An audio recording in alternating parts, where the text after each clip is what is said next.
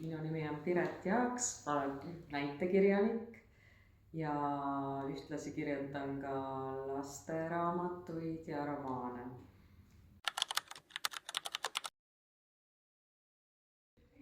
Sellised projektid on ennekõike olulised, et inimesed saaksid kohtuda, et saaksid kokku autorid ja tõlkijad ning õpiksid üksteise maailma tundma, tunneksid ennast üksteisega mugavalt.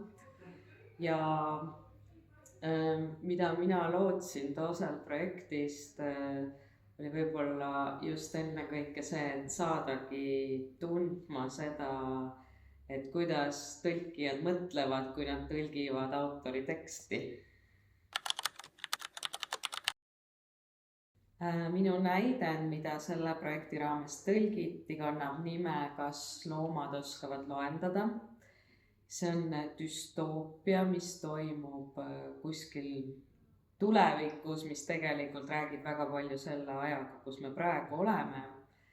Ehk siis, kui võimule on saanud äärmuskonservatiivne utoopiline partei, kes rakendab siis seaduseid, mis suruvad inimesi alla.